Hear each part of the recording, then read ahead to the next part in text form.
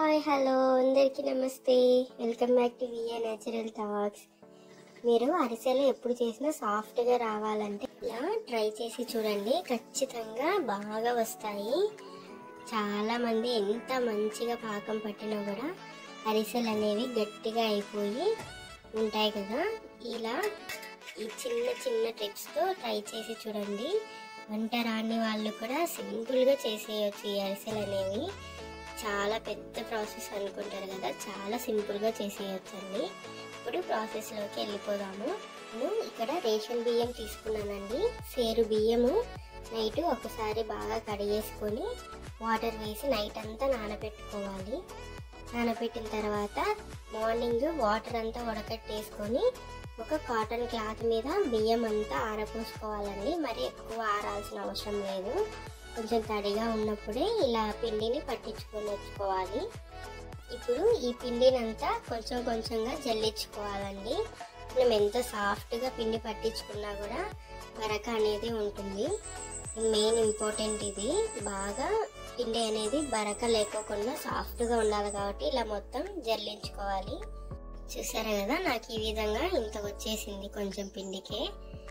ఇలా జల్లించుకున్న పిండిని మనము ఇట్లా హ్యాండ్తో ప్రెస్ చేస్తూ పెట్టుకోవాలి. ఇలా చేయడం వల్ల పిండి అనేది ఆరిపోకుండా ఉంటుందండి. ఇలా మనం వేసుకున్న ప్రతి దానికి జల్లించిన తర్వాత హ్యాండ్తో ప్రెస్ చేసుకుంటూ ఉండాలి. పిండి ఆరిపోతే కనుక అరిసెలు అనేవి గట్టిగా వస్తాయి, అలాగే విరిగిపోవడం కూడా ఉంటుంది. కాబట్టి ఇలా కొంచెం కొంచెం పిండిని జల్లించుకుంటూనే ఈ విధంగా హ్యాండ్తో ప్రెస్ చేసుకుంటూ మొత్తం పిండినంతా జల్లించుకోవాలి.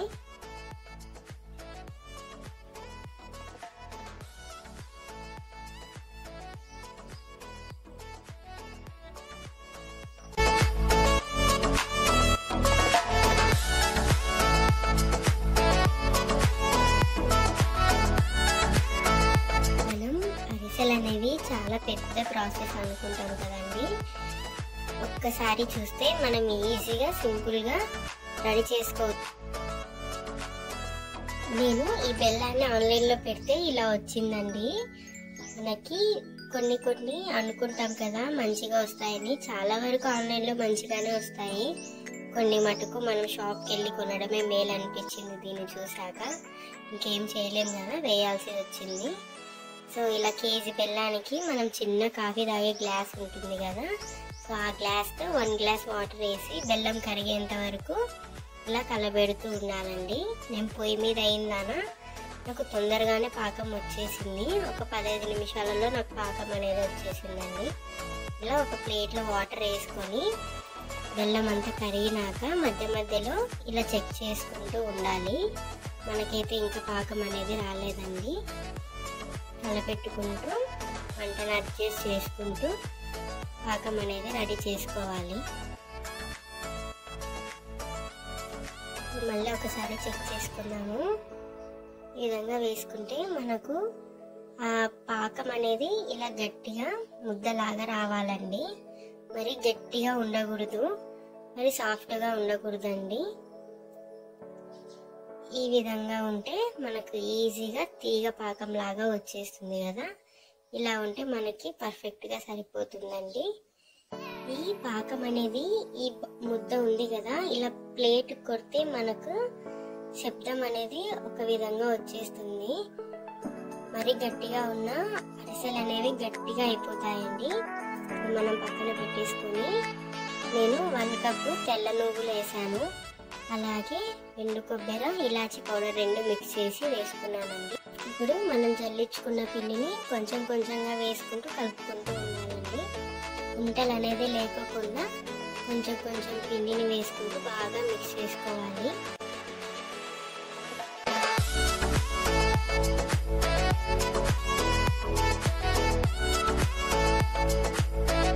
మనము అంత పిండిని ఒకటేసారి వేసుకుంటే మనకి పాకం అనేది అడ్జస్ట్ చేసుకోలేము కదా.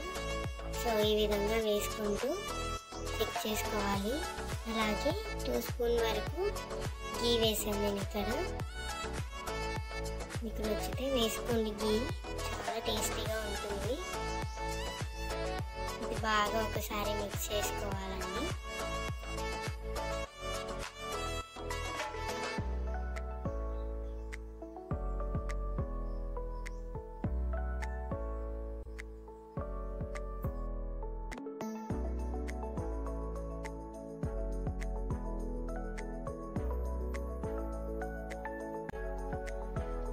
ఈ విధంగా ఉంటే మనకి అరిసెలు అనేవి పర్ఫెక్ట్గా వస్తాయండి. నాకైతే ఇంకా పాకం సరిపోయింది. సో ఇప్పుడు తీసి ఇది పక్కన పెట్టేసుకున్నాము. ఒక కాటన్ క్లాత్ ఉంటుంది కదా, సో అది తీసుకొని ఈ వీడియోలో చూపిస్తున్న విధంగా కట్టుకోవాలండి. మీరు ఇన్స్టెంట్గా అప్పుడే తయారు చేసుకోవాలి అని అంటే ఇంకా కొంచెం వరకు పిండి వేసుకోవచ్చు. నేను నైట్ ప్రిపేర్ చేసి మార్నింగ్ కాలుద్దామనేసి ఈ విధంగా కట్టుకోవాలి. నేను సేరు పిండికి నాకు ఈ కొంచెం పిండి అనేది మిగిలిందండి. ఈ విధంగా కట్టేసుకొని నైట్ అంతా పక్కన పెట్టేస్తే పిండి అనేది పాకంలో బాగా అబ్జర్వ్ చేసుకుంటుందండి. ఎప్పటికైనా మనకు పొడి పిండి అనేది కొంచెం ఎక్కువ ఉంటేనే సరిపోతుంది. అనుకువైనా అడ్జస్ట్ చేసుకోవడానికి మనకు వీలుగా ఉంటుంది. నెక్స్ట్ డే మార్నింగ్ చెక్ చేస్తే ఈ విధంగా ఉందండి. మనకు పర్ఫెక్ట్గా సరిపోయింది పాకం అనేది. ఇలా ముద్ద చేస్తే చేతికి అంటుకోకుండా ఉండాలన్నమాట. సో ఈ విధంగా ఉంటే సరిపోతుంది. ఇప్పుడు డీప్ ఫ్రైకి ఆయిల్ వేసుకొని ఆయిల్ బాగా హీట్ చేసుకున్నాము. ఆలోపు ఇలా పిండిని ఒక చిన్న చిన్న బాల్స్ లాగా అన్ని ఒక ప్లేట్లో చేసి పెట్టుకోవాలండి. ఇలా చేయడం వల్ల మనకు డీప్ ఫ్రై చేసుకోవడానికి ఫాస్ట్గా అయిపోతుంది అన్నమాట. సో ఆయిల్ హీట్ అయినప్పుడు ఈ విధంగా అన్ని చిన్న బాల్స్ అన్ని చేసుకోవాలండి. ఇక్కడ నేను ఆయిల్ కవర్నే యూజ్ చేస్తున్నాను. లేదంటే ఒక కవర్ తీసుకొని లైట్గా ఆయిల్ అప్లై చేసుకొని మనం చేసి పెట్టుకున్న బాల్స్ని ఈ విధంగా 3 కానీ 4 కానీ ఇలా మొత్తం ప్రెస్ చేసుకోవాలి.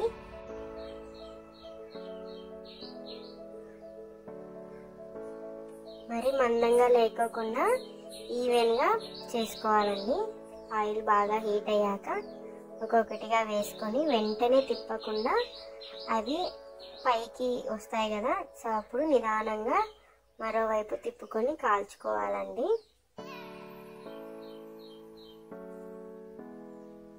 లైట్ గోల్డెన్ కలర్లోకి వచ్చినాక తీసుకొని ఇలా చిల్లులు గరిటెతో మొత్తం ఆయిల్ అంతా నొక్కేసుకోవాలి.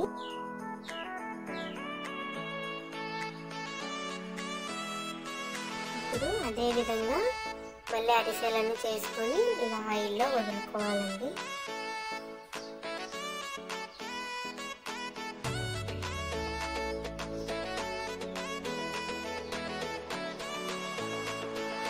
ఇవి ఫ్రై అయ్యేలోపు మనము అక్కడ అరిసెలు అనేవి చేసుకోవచ్చు. అప్పుడు తొందరగా అయిపోతాయి అన్నమాట.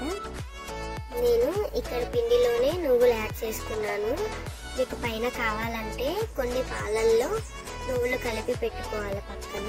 ఇలా అరిసెలు ప్రెస్ చేసుకున్నాక కొన్ని నువ్వులు తీసుకొని పైన పెట్టేసుకొని ఆయిల్లో వేసుకోవాలండి. మీరు డైరెక్ట్ నువ్వులు పెట్టేసి వేస్తే ఆయిల్లో వేసాక అవి ఆయిల్లో పక్కకి వెళ్ళిపోతాయి అన్నమాట.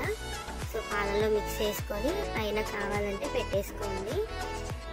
ఇలా ట్రై చేసి చూడండి, ఖచ్చితంగా మీకు చాలా ఈజీగా ఇంట్లోనే చేసుకోవచ్చు. మనం బయట కొనుక్కున్న విధంగానే ఉంటాయండి.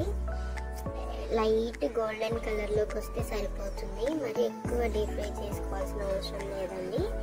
ఇది మీడియం ఫ్లేమ్లో పెట్టుకొని ఫ్రై చేసుకోవాలి. లోపల పిండి పిండిగా ఉంటుంది హై ఫ్లేమ్లో పెట్టుకొని వేసుకోవడం వల్ల. సో ఇలా ఈ కలర్కి వస్తే సరిపోతుంది. ఇలా ఆయిల్ అంతా ప్రెస్ చేసుకొని పక్కన పెట్టేసుకోవాలండి.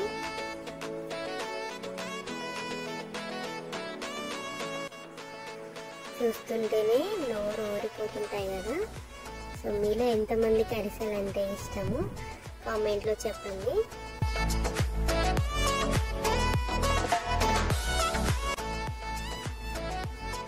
ఇలా ఈ విధంగా అన్నీ రెడీ చేసుకొని ఒక రైస్ ప్యాకెట్ ఉంటుంది కదా, ఇలా ఒక్కొక్కటిగా మొత్తం అరిసెలు వేసుకొని కొంచెం వేడి తగ్గేంత వరకు గాలికి ఆరనిచ్చినాక మనం ఇంకా స్టోర్ చేసుకోవచ్చండి.